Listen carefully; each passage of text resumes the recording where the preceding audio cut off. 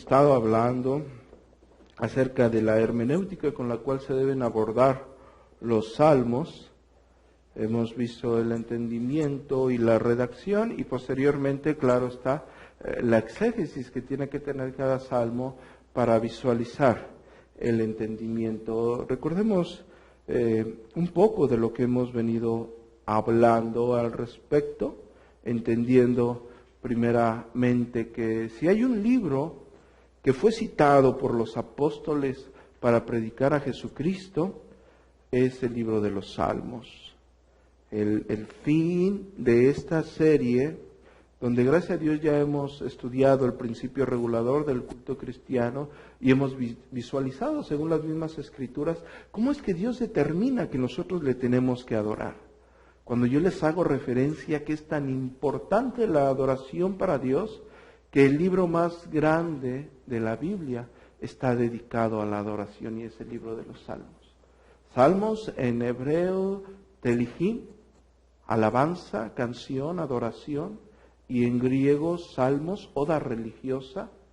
Es un poema redactado inspiradamente con el fin de ser cantado.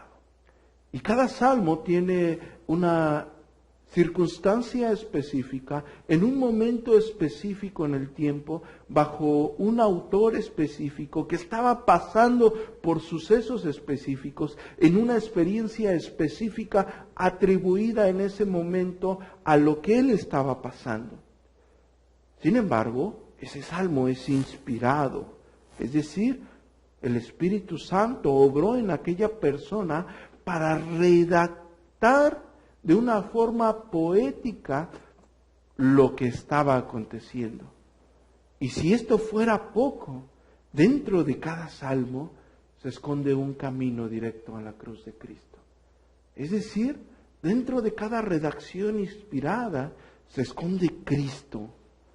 Lo que ellos estaban redactando llevaba la intención de exaltar, como lo vimos en el Salmo 2 que acabamos de entonar, exaltar la gloria de nuestro Creador por medio de lo que Jesucristo hizo en la cruz del Calvario.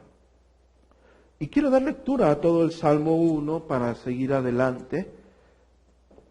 Bienaventurado el varón que no anduvo en consejo de malos, ni estuvo en camino de pecadores, ni en silla de escarnecedores se ha sentado, sino que en la ley de Jehová está su delicia, y en su ley medita de día y de noche. Será como árbol plantado junto a corrientes de agua, que da fruto a su tiempo y su hoja no cae, y todo lo que hace prosperará. No así los malos, que son como el tamo que arrebata el viento. Por tanto, no se levantarán los malos en el juicio, ni los pecadores en la congregación de los justos. Porque Jehová conoce el camino de los justos, mas la senda de los malos perecerá. Quiero hacer un recuento de lo que vimos la semana pasada, donde hicimos un análisis con respecto a la perspectiva de cómo lo veían los judíos, cómo lo veían el pueblo de Israel antes de que se cumpliese lo estipulado en las Escrituras en la persona de Jesucristo. Es decir, antes de que nuestro Señor Jesucristo viniese a la tierra y cumpliese todo lo que se hablaba de Él para nuestra redención, es claro que según los mismos documentos extrabíblicos de los judíos, ellos visualizaban el libro de los Salmos como un libro para cantar, pues su propia palabra lo dice. Era el himnario por excelencia del pueblo de Israel. Y ellos veían claramente desde su punto de vista, desde la perspectiva de la Torá, como para ellos había un mandato específico de guardar las ordenanzas específicas. Repito, estamos viéndolo desde la perspectiva que ellos lo veían antes del cumplimiento en la persona de Jesucristo. Estamos viéndolo bajo el régimen que ellos concebían para que nosotros le podamos extraer a este salmo lo que verdaderamente quiere decir. Ellos veían claramente una bienaventuranza para un varón que no anduvo en camino de malos, ni estuvo en camino de pecadores, ni en silla de escarnecedores. Y este varón claro está, como era estipulado para ellos, se tenía que deleitar en la ley de Jehová. Ellos lo veían bajo ese mismo término, bajo ese mismo concepto, como una obligación. Ellos lo entendían bajo un mandato de la Torá, era algo claro para ellos, y bajo este desarrollo, la analogía tan fuerte y antagónicamente para los malos, hablando visceral. Es decir, el que guardaba estos mandamientos para los judíos iba a ser como un árbol plantado junto a corrientes de agua, un árbol frondoso, hermoso, que daría su fruto en el momento específico. Y su hoja no caería, pues estaba justo en el lugar adecuado donde los minerales iban a hacer su labor para que este fruto, para que este árbol creciese maravillosamente. Ellos lo visualizaban así. Y la antagonía de aquellas personas que no guardaban ese mandamiento iba a ser como una simple paja que volaba como el viento. La sesión pasada yo les hice énfasis en que visualizaran aquel árbol que los ha dejado maravillados. Cuando ustedes han visitado algún lugar y han volteado a ver algún hermoso árbol y dicen, qué hermoso árbol, grande, frondoso. Y les invité a que ustedes pensaran si se acuerdan de una paja disuelta, arrebatada por el viento. Aquella paja ni siquiera la tomamos en cuenta. Sin embargo, aquel árbol maravilloso no se puede borrar de nuestra mente. La analogía para ellos era clara. La analogía implicaba una bendición por demás, esperada de un Dios magnífico. No así los malos, que son como la paja arrebatada por el viento. Y posteriormente, bajo el mismo énfasis, hace la aclaración sobre los malos que no se levantarán en el día del juicio. Ellos entendían que había un juicio, ni los pecadores en la congregación de los justos, y posteriormente exaltan la soberanía de Dios diciendo, porque Jehová conoce el camino de los justos.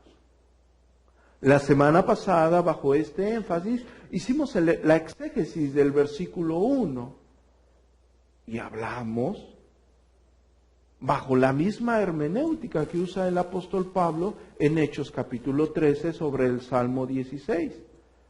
Él está en una sinagoga y él conoce, él sabe perfectamente que todos los judíos, todos los israelitas presentes conocían perfectamente el Salmo 16.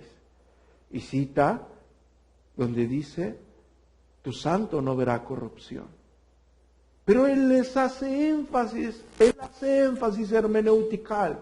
Él como proclamador del evangelio y como maestro, él les dice, pero ciertamente ustedes conocen, en el capítulo 13 de Hechos, pero ciertamente ustedes conocen que el patriarca David estuvo con nosotros y sirvió a su casa, pero él durmió.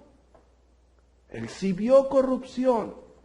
No así de quien habla este salmo, y les empieza a predicar a Cristo.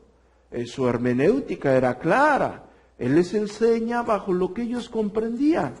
Ellos sabían que el salmo, inspirado divinamente, que entonaban, sabían que era cantado, que era compuesto por el rey David y que hacía referencia al rey David. Pero él les dice, ustedes conocen precisamente este salmo y bajo este salmo yo les voy a demostrar. Y él les dice, este salmo habla que su santo no vería corrupción, sin embargo ustedes saben perfectamente que él sí la vio.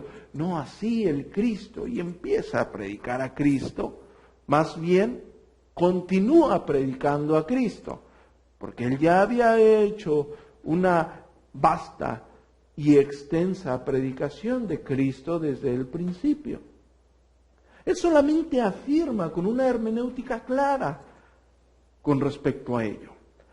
La sesión pasada yo les hice énfasis en el versículo 1, bajo la misma hermenéutica del apóstol Pablo que usa en en el Salmo 16. Yo les dije, este varón bienaventurado no anduvo en camino, no anduvo en consejo de malos. Pero todos ustedes, incluyéndome, hemos estado en consejo de malos. El rey David dijo, he aquí, en pecado, en maldad he sido formado y en pecado me concibió mi madre. Todos nosotros venimos a esta tierra después de la caída en un estado pecaminoso. Y cuando dice, y no estuvo en camino de pecadores, yo les hice énfasis, todos nosotros hemos estado en camino de pecadores en algún momento. Por cuanto todos pecaron, están destituidos de la gloria de Dios. No hay justo ni siquiera uno. Eclesiastés 7:20, no hay hombre justo en la tierra que haga lo bueno y que nunca haya pecado. Todos nosotros hemos pecado. Y posteriormente dicen, y en silla de escarnecedores se ha sentado. Y todos nosotros en un momento de nuestra vida, antes de que Dios nos llamara a su gloria eterna, vivíamos esa vida.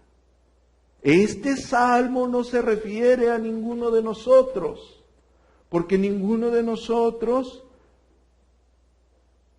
en su vida, en su caminar, no anduvo en consejo de malos, ni en camino de pecadores. Pero sí hubo un hombre en esta tierra que no anduvo en consejo de malos. Sí hubo un hombre en esta tierra que no estuvo en camino de pecadores.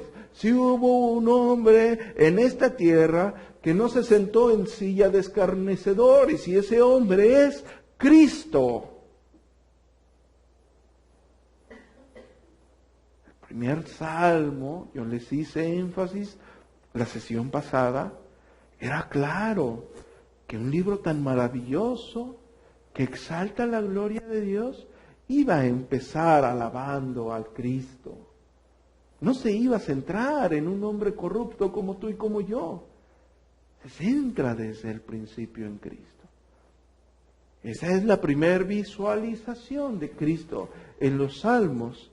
Ahora, el día de hoy, nos corresponde analizar el versículo número 2, donde dice, sino que en la ley de Jehová está su delicia y en su ley medita de día y de noche. Ahora bien, empezando esta exposición tenemos que ver varias cosas. La primera que tenemos que visualizar es definir la ley de Dios. Si está hablando que este varón se deleita en la ley de Dios y medita en la ley de Dios, tenemos que definir la ley de Dios. Posteriormente, tenemos que visualizar quiénes son capaces de deleitarse en esa ley. Posteriormente, ¿quién puede cumplir esa ley? Y para concluir, el resultado del cumplimiento de esa ley. Y empezamos diciendo que la ley de Dios es santa. Y si ustedes me acompañan a Romanos capítulo 7, versículo 12.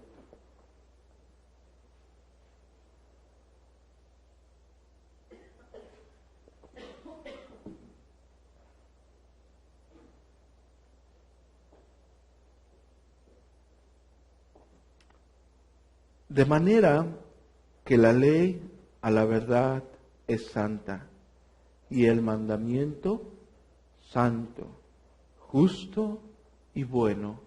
Vuelvo a dar lectura. De manera que la ley a la verdad es santa y el mandamiento santo, justo y bueno. Es decir, la ley de Dios está absolutamente basada en las perfecciones de Dios mismo, reflejando el carácter absoluto del Dios eterno que conocemos. Por ende, Dios no puede, bajo ninguna circunstancia, desear aquello que sea contrario a su propia naturaleza. Hacer eso sería negarse a sí mismo. Y como la Escritura lo afirma, Dios no puede negarse a sí mismo. La ley de Dios es santa porque Dios es santo. La ley de Dios es pura porque Él es puro. La ley de Dios es soberana porque Dios es soberano. La ley de Dios es inmutable porque Él es inmutable. Refleja el carácter mismo de Dios. Visualiza y refleja lo que Dios desea, porque Dios no puede anhelar algo contrario a su misma naturaleza. Quiero dar lectura a algo que escribe Van Zen. Él dice, la vigencia de la ley o una porción de ella ha vencido en el Nuevo Testamento, como algunos afirman. Entonces, ¿qué diremos de las afirmaciones escriturales que señalan que Dios no adultera su palabra basada en el pacto? No permite la sustracción de sus mandamientos, es inmutable en su carácter moral que refleja la ley y que no tiene un criterio doble del bien y el mal. Y él empieza a hacer cuestiones que yo quiero que ahorita, en este momento, ustedes se hagan. Él dice, ¿por qué si algunas personas afirman que una porción de la ley de Dios, moralmente hablando, no tiene vigencia?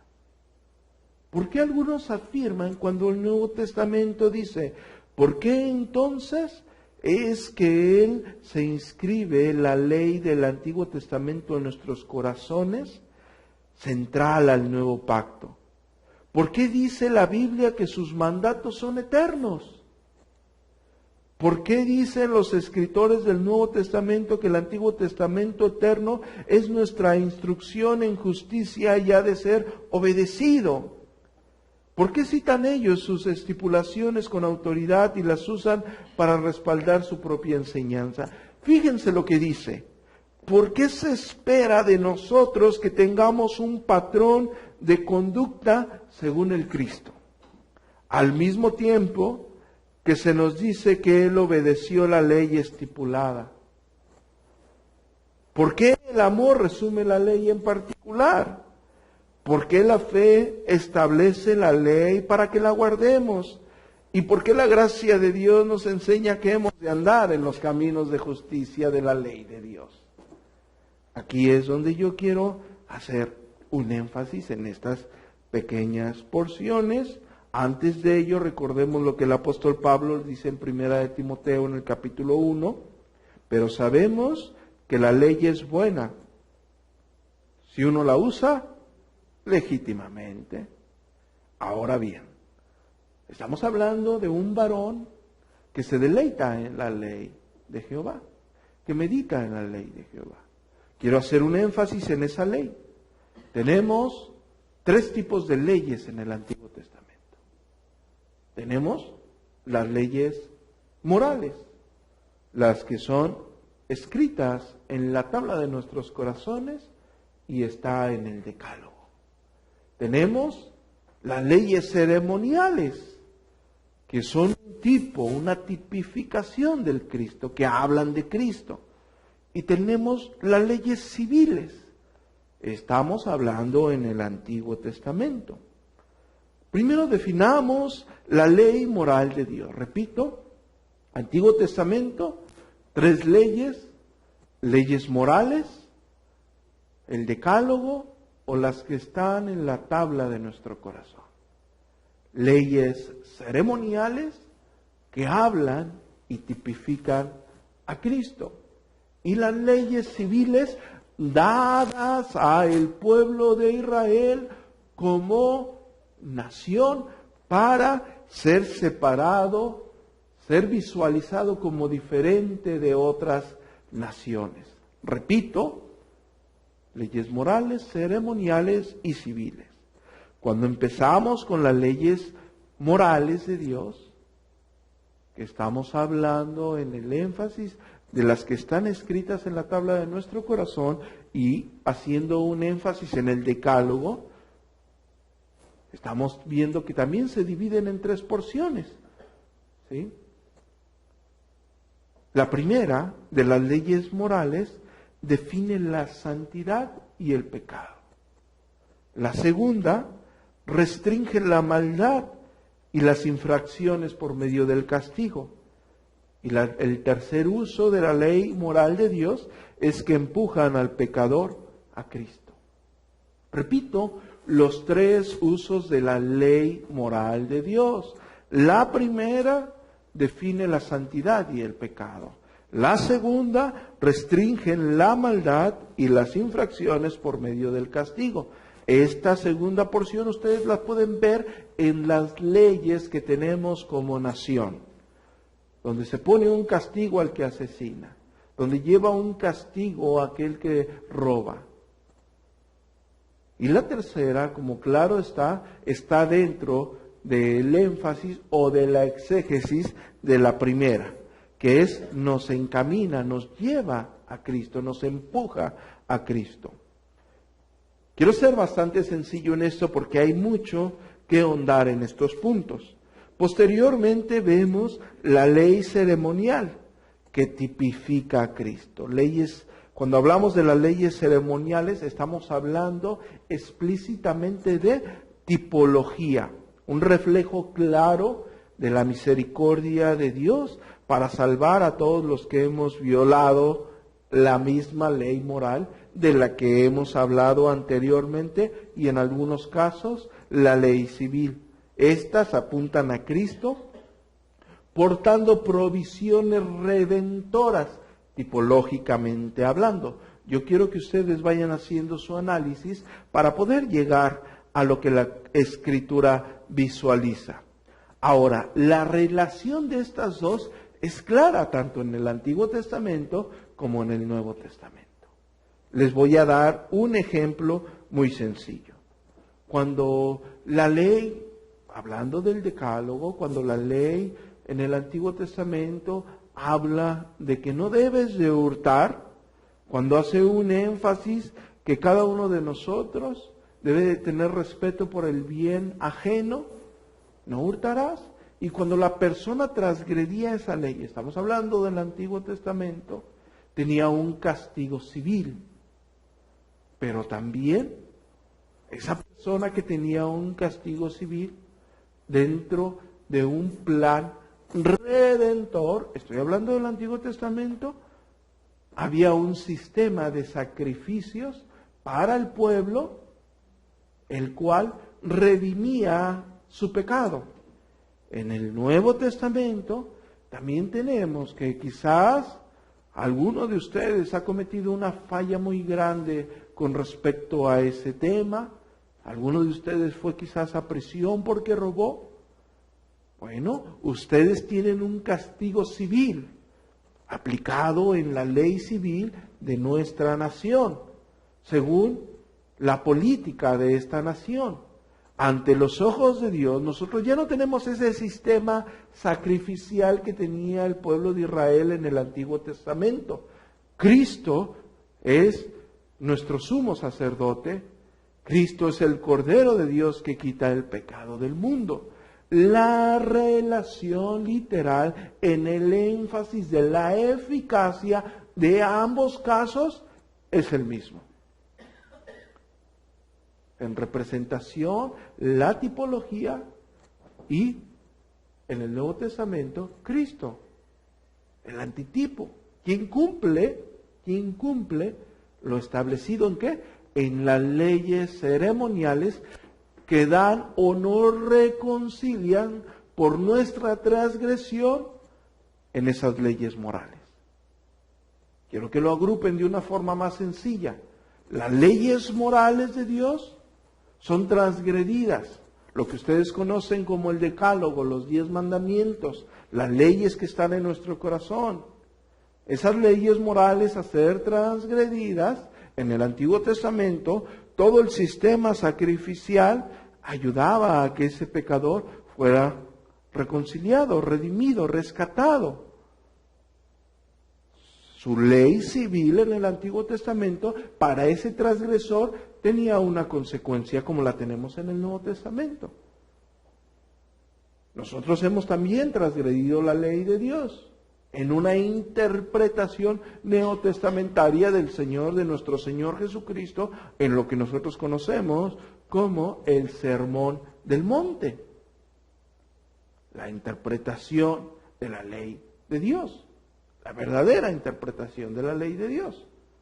Ahora, nosotros ya no nos vamos a basar en aquel sistema sacrificial, porque ya tenemos a Cristo como nuestro Redentor. Ya que hemos visualizado el entorno de la ley de Dios, donde voy a hacer un énfasis, y me da mucho gusto que estén anotando, para que quede bien claro esto. 3 leyes, 3 tipos de leyes en el Antiguo Testamento: ley moral, el decálogo o la que está escrita en nuestros corazones, ley ceremonial, que es una tipología, y ley civil, que está dada al pueblo de Israel como nación. En el Nuevo Testamento y en el Antiguo Testamento, las dos tienen la misma línea. Es decir, repito, disculpen el énfasis, pero quiero que quede bastante claro. En el Antiguo Testamento alguien transgredía la ley civil y tenía un castigo por la ley civil. En el Nuevo Testamento, en la dispensación de la gracia, si lo quieren ver de esta forma, cuando hablo de dispensación estoy hablando de tiempo, no estoy hablando de dispensacionalismo, para que no se vayan a decir el pastor es hereje. ¿Ok? Cuando hablo de dispensación estoy hablando de tiempo. Ahora, en el tiempo de la gracia, mejor para que no haya una confusión, en el tiempo de la gracia, en el tiempo de lo que Jesucristo hizo en la cruz del Calvario por nosotros, cada uno de nosotros tiene leyes civiles, cada nación tiene leyes civiles. Cuando transgredimos esa ley civil tenemos un castigo por nuestra ley, por la ley civil que cada uno de nosotros o cada país tiene. Pero la ley moral de Dios sigue siendo la ley moral de Dios. Y la ley moral de Dios, al ser transgredida, esa ley moral de Dios merece el mismo castigo de Dios, la ira de Dios a la persona que transgredió la ley moral de Dios, tanto en el Antiguo Testamento como en el Nuevo Testamento. Sin embargo, en el Antiguo Testamento, aquel sistema de sacrificios redimía, rescataba a las personas. En el Nuevo Testamento, entendiendo que eso era una tipología de aquel que iba a venir del Cristo, nosotros, por la fe en su sangre, somos reconciliados con Dios en base a su justicia absoluta, suficiente y eficiente en las personas las cuales han depositado su fe en aquel Redentor. Espero haya quedado claro en ese énfasis. Ahora, ya que entendemos acerca de la ley de Dios, ya que hemos entendido que la ley de Dios es santa por naturaleza, porque proviene y refleja sus mismos atributos, es buena, ¿sí? Y hemos entendido el tipo de leyes que existen, ahora vamos a ver cuál es la relación del hombre con la ley de Dios. Repito, la relación del hombre con la ley de Dios. Si nosotros hacemos un énfasis en lo que hablamos la semana pasada a causa de la naturaleza caída del hombre, nosotros vemos que cada uno de nosotros, desde el momento que viene a esta tierra, aborrece todo lo que Dios es y todo lo que Dios representa. Su misma esencia, sus leyes, todo lo que Él ha decretado, el hombre lo aborrece. Aquí es donde yo quiero hacer un paralelo de exégesis verdaderamente fascinante con la representación o con las explicaciones que da el apóstol Pablo. Si ustedes me acompañan a Romanos en el capítulo 3, creo que es un capítulo que la mayoría de ustedes se conoce de memoria, y si yo me paro y se los pregunto, ustedes me lo recitan de memoria sin ningún problema.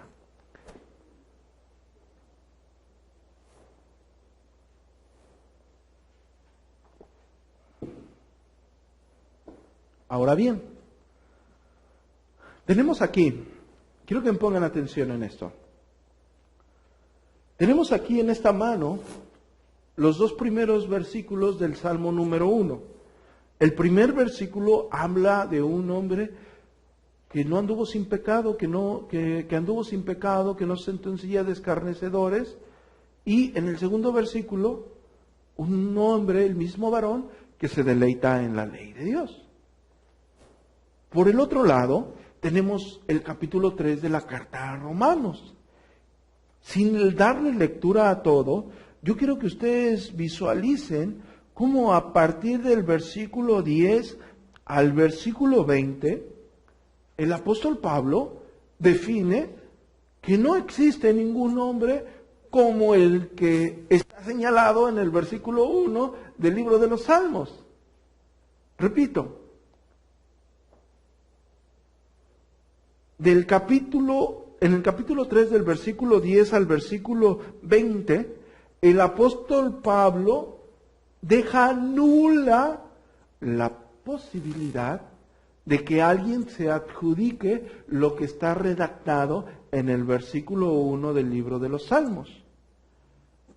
Del versículo 21 al versículo 31 del mismo capítulo 3, el apóstol Pablo se encarga de dejar en clara la justicia imputada a la vida de cada uno de nosotros por la fe en Jesucristo, quien cumplió lo antes estipulado para el perdón de nuestros pecados, porque nosotros no podíamos deleitarnos en la ley de Dios. Y voy a dar lectura a partir del versículo 19 en la carta a Romanos. Dice, pero sabemos que todo lo que la ley dice, lo dice a los que están bajo la ley, para que toda boca se cierre y todo el mundo quede bajo el juicio de Dios. Todos nosotros estamos bajo el juicio de Dios. Es lo que está diciendo el apóstol Pablo. Ya que por las obras de la ley ningún ser humano será justificado delante de él, porque por medio de la ley es el conocimiento del pecado. Por medio de la ley nosotros conocemos que somos pecadores, entendemos la santidad y la perfección y la bondad misma de Dios. Ahora, si yo les hago un énfasis en lo que el apóstol Pablo dice en Gálatas, en el capítulo 3, verso 24, de manera que la ley ha sido nuestro ayo para llevarnos a Cristo, a fin de que fuésemos justificados por la fe, pero venida la fe, ya no estamos bajo ese ayo. Continúo hablando lo que el apóstol Pablo dice en Romanos, ahora a partir del versículo 21. Dice, pero ahora, aparte de la ley, se ha manifestado la justicia de Dios. El apóstol Pablo ya dejó claro el hecho de la ley. Él ya puntualizó. Él no se va a retractar. Él ahora está enseñando, ahora él está ocupando su hermenéutica nuevamente. Él es predicador del Evangelio, él es expositor de la palabra, él predica el Evangelio, pero también enseña. Empieza a usar su hermenéutica nuevamente y dice, pero ahora, aparte de la ley, se ha manifestado la justicia de Dios, testificada por la ley y por los profetas. La justicia de Dios por medio de ¿qué?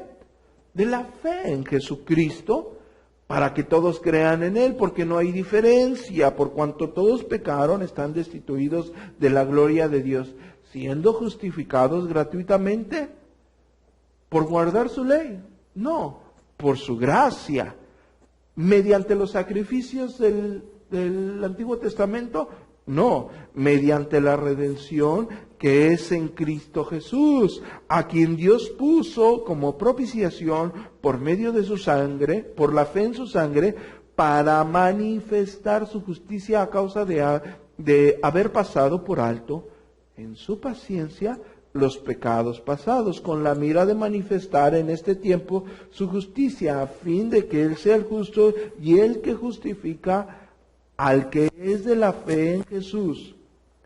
Después dice, signo de interrogación, ¿dónde pues está la jactancia? Queda excluida. ¿Por cuál ley? Por la de las obras. No, sino por la ley de la fe. Concluimos, o sea, el apóstol Pablo hizo el favor de explicarnos para nuestro entendimiento, pero él dice, ya que les dio un sermón acerca de la justicia por medio de la fe en la persona de Jesucristo, no en base a la ley, sino en Jesucristo mismo, por la fe en su sangre, dice, concluimos pues, el hombre es justificado por la fe, sin las obras de la ley. Pero después él hace esta pregunta en el versículo 31. Luego, ¿por la fe invalidamos la ley? De ninguna manera, sino confirmamos la ley. ¿Por qué? Porque la ley refleja el carácter mismo de Dios. Y el carácter mismo de Dios es inmutable. Refleja todas sus virtudes. Y por eso no pueden quedar anuladas. No soy justificado en base a la ley, porque me es imposible.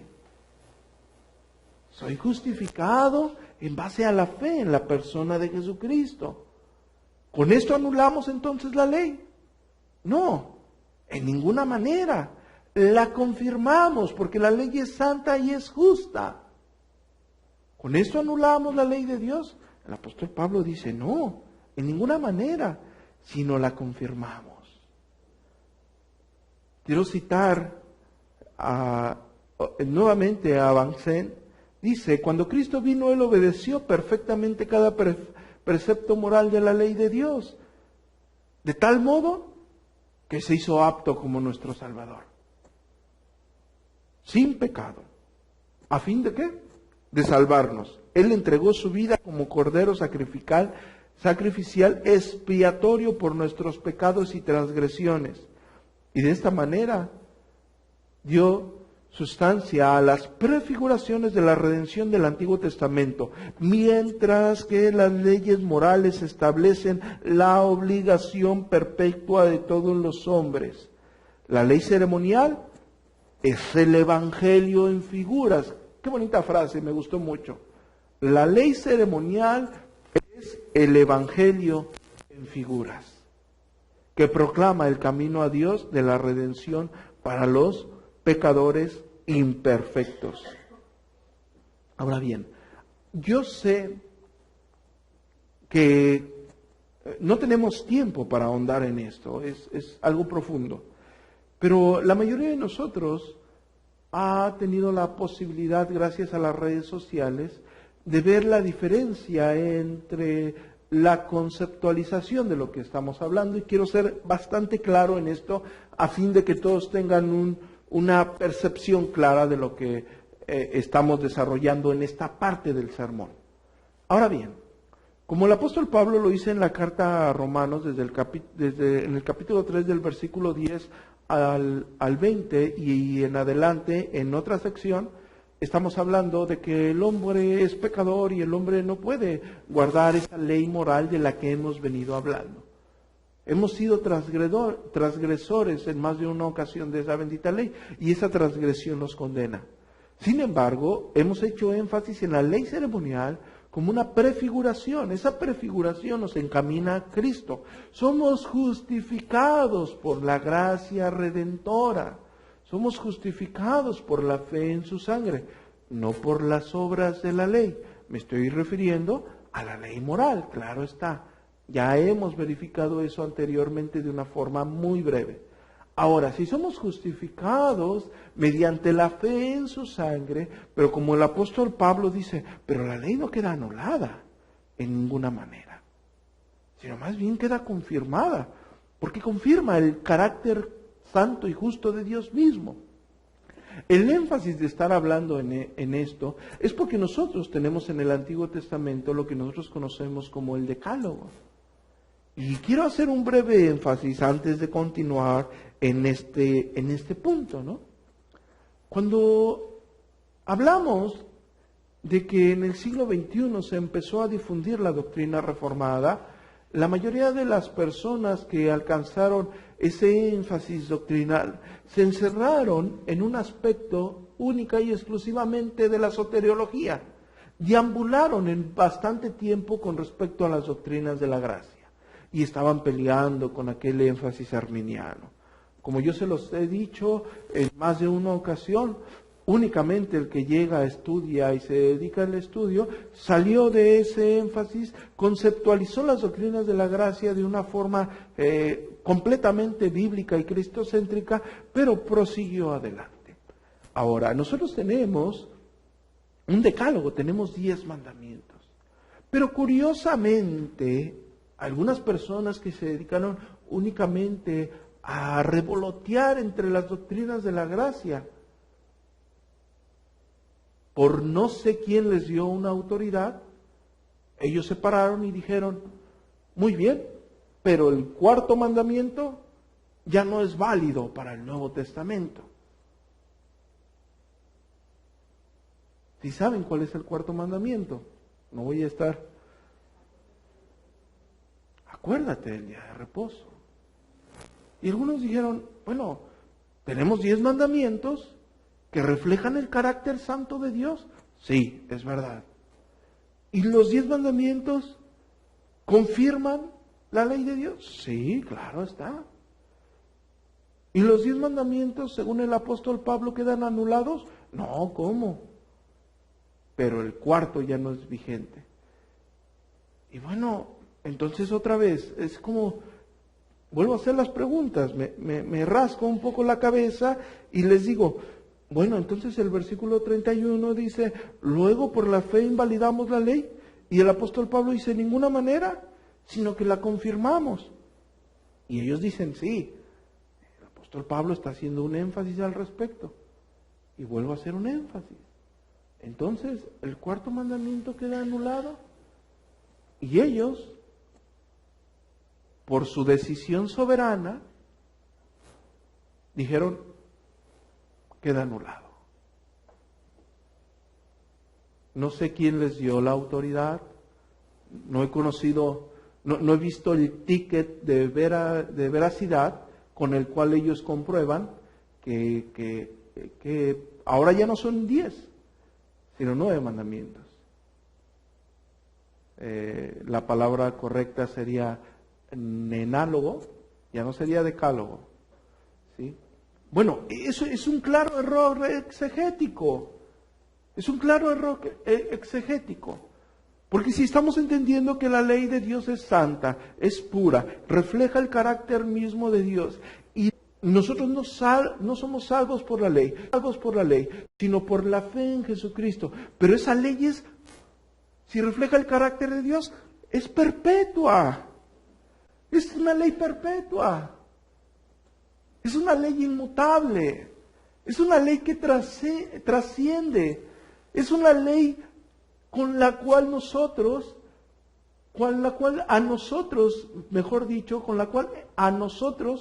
se nos ha obligado a ver y reflejar la santidad misma de Dios. Entonces estaríamos diciendo, si alguien en esta tierra tiene el poder para anular algunos de esos mandamientos, estaríamos diciendo que también alguien en esta tierra tiene el poder para anular la santidad de Dios, para anular el carácter de Dios, o para desacreditar ese carácter, lo cual raya en lo blasfemo. Espero me estén entendiendo el punto para llevar todo esto a consistencia, con un balance preciso de la ley de Dios. Yo sé que el tiempo no nos da y estamos visualizando únicamente una parte del versículo número 2 del Salmo número 1, pero era necesario hablar esto. Ahora bien, pasamos a la ley de Dios fue cumplida por signo de interrogación. Ya vimos que el hombre no puede cumplir la ley de Dios.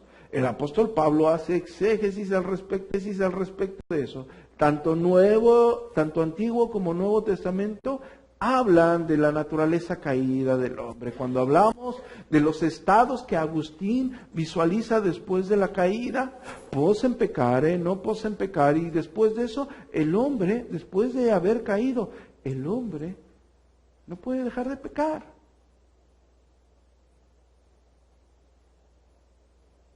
El hombre es una máquina de pecado.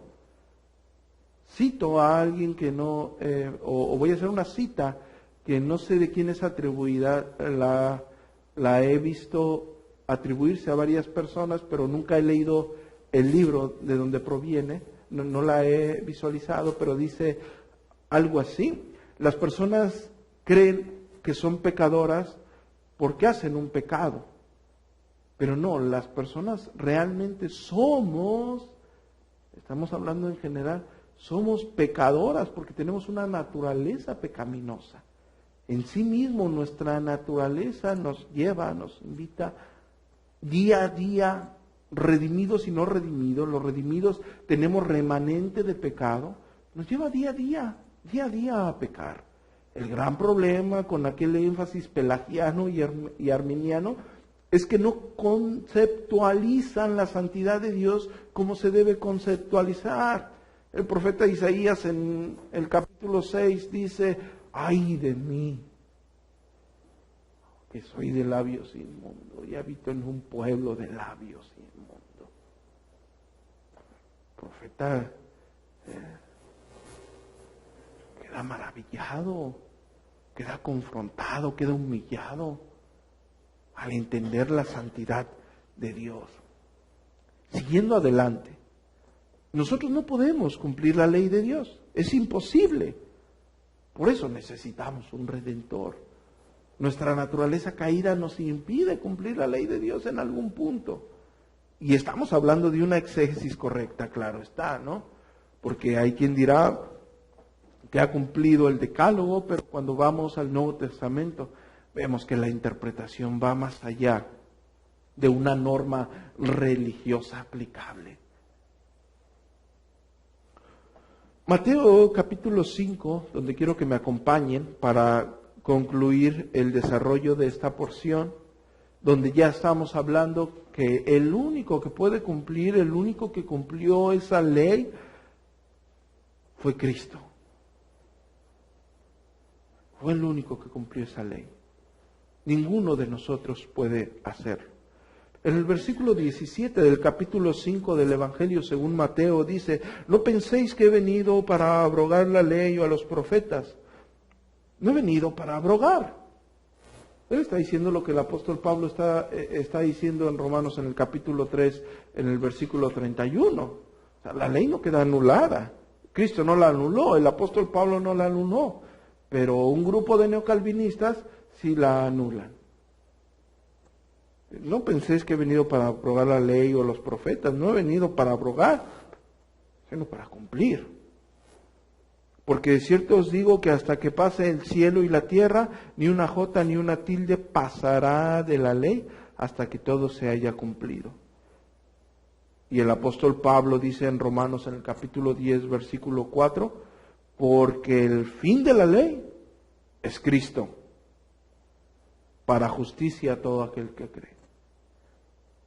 Haciendo un énfasis exegético de lo que el apóstol Pablo le dice a los Gálatas en el capítulo 3, versículo 23, pero antes de que viniese la fe, estábamos confinados bajo la ley, encerrados bajo aquella fe que iba a ser revelada, de manera que la ley ha sido nuestro ayo, nuestro tutor, nuestro cuidador, para llevarnos a Cristo, a fin de que fuésemos, ¿qué? Justificados por la fe. Pero venida la fe, ya no estamos bajo ese ayo. Venida la fe en Jesucristo, claro está. Ahora bien, el único que cumplió toda la ley en su máximo esplendor, puntualmente, fue Cristo. El hombre no, el hombre es aborrecedor de esa ley. Si incluso dentro de personas que tienen un poco de conocimiento de las Escrituras, ellos ven la Biblia y esto como que no me gusta, esto no lo vamos a guardar, esto no es muy bíblico esto. Está en la Biblia, pero no es muy bíblico. Esto lo vamos a pasar por alto. ¿Sí? Actualmente ese es el desarrollo de los nuevos motivadores o expositores o lo que ustedes le quieran llamar. ¿Sí? Cristo no, Cristo cumplió todo, absolutamente todo. Nosotros ya no estábamos bajo la ley. Gracias a Dios. Damos gracias a su sacrificio perfecto de quien cumplió todo lo establecido. Porque nosotros odiábamos la ley. No sé si ustedes se regocijaban en ella. Yo no, yo soy un pecador tan vil y sucio como cada uno de ustedes. La odiábamos a morir. Ahora, como hemos venido hablando, las leyes ceremoniales tipifican a Cristo. Y las leyes que enseñaban su separación, es decir, las leyes ceremoniales tipifican a Cristo. Y las leyes civiles enviaban una separación del pueblo israelita con otros pueblos, ¿no? Un ejemplo muy, muy básico, el tipo de comida al que ellos se podían, que ellos podían comer, con quién se debían casar, ¿sí? Ahora, venida la gracia, esta forma de elementos también queda destruida o queda eliminada. ¿En qué nos basamos para hablar o para decir esto? En lo que el apóstol Pablo les escribe a los Efesios en el capítulo 2, versículo 11 al 16. Estamos hablando, la ley moral en la tabla de nuestro corazón y la ley en el decálogo. Esa ley nos lleva a Cristo. Ley ceremonial tipifica a Cristo. Ley civil, estatutos a una nación, la cual los dividía de naciones. El apóstol Pablo les dice a los Efesios en el capítulo 2, a partir del versículo 11. Por tanto, acordaos que en otro tiempo vosotros, los gentiles en cuanto a la carne, eran llamados incircuncisión, por la llamada circuncisión hecha con mano en carne. En aquel tiempo estaba sin Cristo, alejado de la ciudadanía de Israel. Hagan un énfasis desde ahí, alejados de la ciudadanía de Israel y ajenos a los pactos de la promesa. Estamos hablando de la teología del pacto para que ustedes lo resuman. Sin esperanza y sin Dios en el mundo. Pero ahora, en Cristo Jesús, vosotros que en otros tiempos estabas lejos, habéis sido hechos cercanos con la sangre de Cristo, porque Él es nuestra paz, que de ambos pueblos hizo uno, derribando la pared intermedia de separación.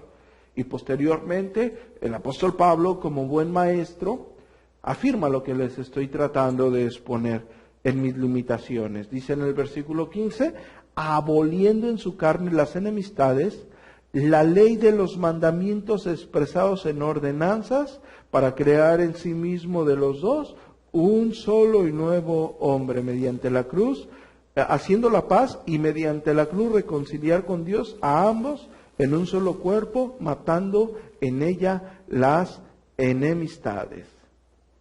¿Sí?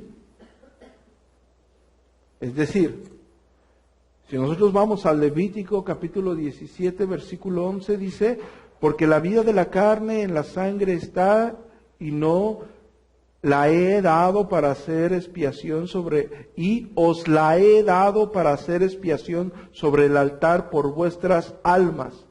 Y la misma sangre hará expiación de la persona. Pero si nosotros vamos a Hebreos, en el capítulo 9, versículo 22, está dando la interpretación de lo que yo he tratado de venir o he venido desarrollando en estos momentos. Dice en el versículo 22 del capítulo 9, y casi todo es purificado según la ley, con sangre, y sin derramamiento de sangre no se hace remisión. Pues es necesario que las figuras de las cosas celestiales fuesen purificadas así, pero las cosas celestiales mismas con mejores sacrificios que estos.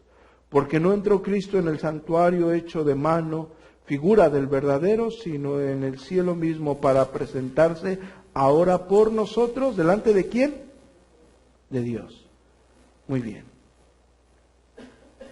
Ahora, el carácter mismo de la ley, en énfasis, no es que quede reinterpretado en el Nuevo Testamento, sino queda especificado bajo la misma resolución o intención con el cual fue dado. Quiero dar un ejemplo muy sencillo de esto.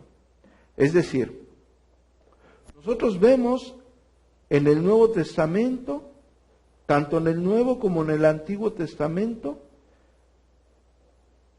la prohibición a la homosexualidad, pecado sexual, 1 Corintios capítulo 5, versículo 1, el defraudar a los empleados, Romanos capítulo 1, Marcos capítulo 10, algo que estaba estipulado en el Antiguo Testamento y queda especificado en el Nuevo Testamento con respecto a la ley o al decreto de Dios mismo.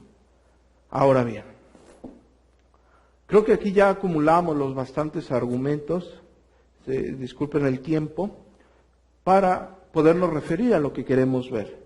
En el versículo 1 del Salmo número 1 habla de un varón que no anduvo en camino de pecadores, que no anduvo en consejo de malos, ni en silla de escarnecedores. Ese varón que no anduvo en consejo de malos es Cristo. Habla de Cristo, se centra en Cristo. Los salmos empiezan hablando de Cristo. Cuando nosotros entonamos, bienaventurado el varón que no anduvo en consejo de malos, estamos exaltando la gloria de Dios en la persona de Cristo. Cuando pasamos al versículo número 2, sino que en la ley de Jehová está su delicia y en su ley medita de día y de noche. Si lo visualiza un judío, habla sobre él. Repito, si lo visualiza un judío verificando la Torá, habla sobre la observancia de esos mandamientos para obtener un beneficio, terrenalmente hablando, y posteriormente dentro del juicio de Dios. Cuando lo vemos exegéticamente, el primer versículo habla de Cristo, ese varón bienaventurado. Ese varón bienaventurado en el versículo 2 refleja el carácter mismo de la ley de Dios que están implícitas en sus mismos mandamientos, en sus mismas ordenanzas y en su decreto ceremonial que apunta a Cristo. Nosotros no podemos deleitarnos en la ley de Dios a menos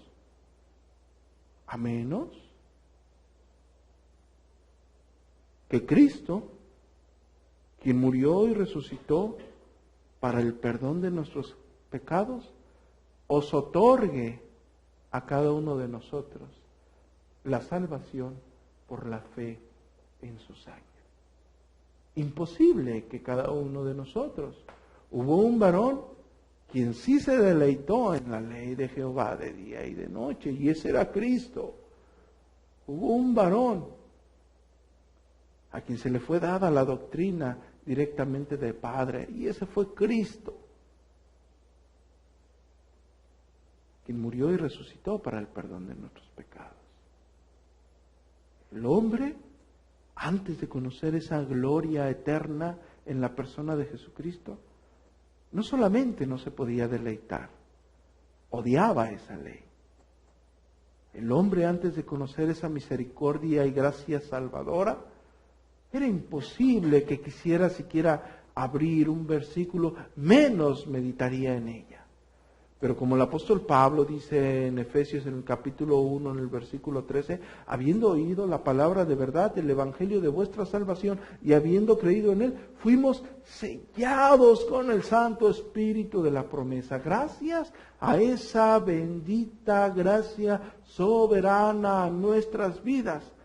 Ahora, según la regulación misma del apóstol Pablo, donde él no anula la ley de Dios, sino la confirma en el carácter expreso de Dios mismo, de sus mismas virtudes, es como ahora el hombre se puede deleitar en esa ley.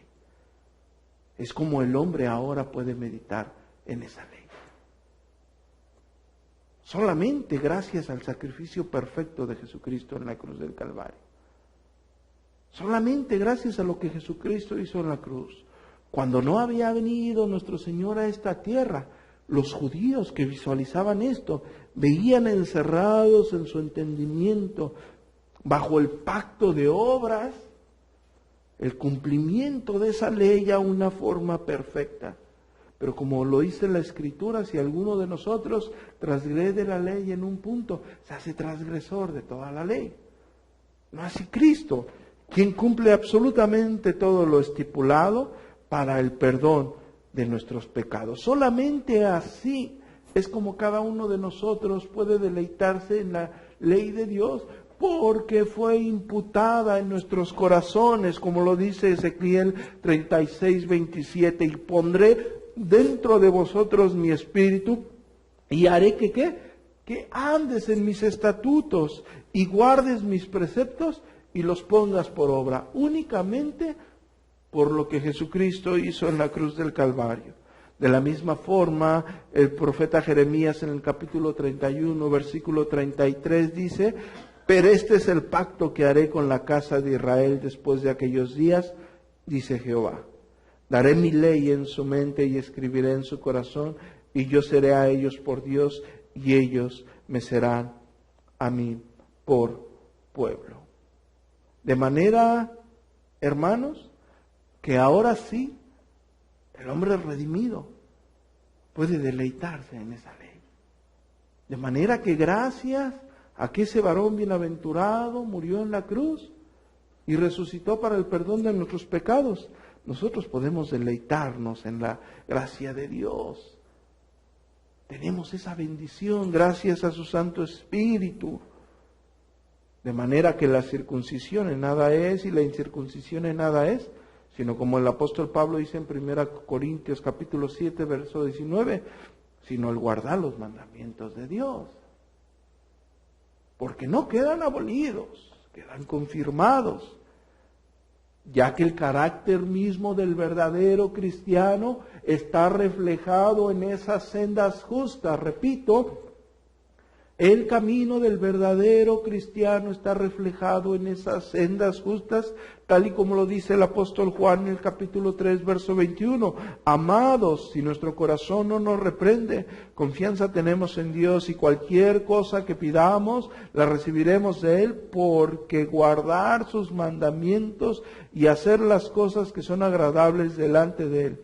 Y este es su mandamiento, que creamos en el nombre de su Hijo Jesucristo y nos amemos unos a otros como nos lo ha mandado. Y el que guarda sus mandamientos permanece en Dios y Dios en él. Y en esto sabemos que permanecemos en nosotros, que Él permanece en nosotros por el Espíritu que nos ha sido dado. Y concluyo con palabras de nuestro mismo Señor Jesucristo en el capítulo 14 del Evangelio según San Juan, en el versículo 23. Respondiendo Jesús y les dijo: el que me ama, mi palabra guardará, y mi Padre le amará, y vendremos a Él y haremos morada con Él. Amén, hermanos. Una invitación por medio de la Escritura a reconsiderar diariamente el sacrificio perfecto de Jesucristo, que muere en la cruz del Calvario, y que gracias a esa gracia salvadora, ahora cada uno de ustedes puede ver en su bendita palabra y regocijarse en sus benditas promesas. ¿Sí? Gracias a aquel que anduvo sin pecado en esta tierra y murió en la cruz, gracias a aquel que se deleitó en la ley de Jehová, que se nos ha brindado un espíritu redentor para estar con Él por la eternidad, hemos sido hechos aptos por medio de ese mismo espíritu que nos da la entrada a lugares celestiales. Hemos sido hechos aptos para guardar sus mandamientos y poder meditar en esa ley de noche y de día. Amén.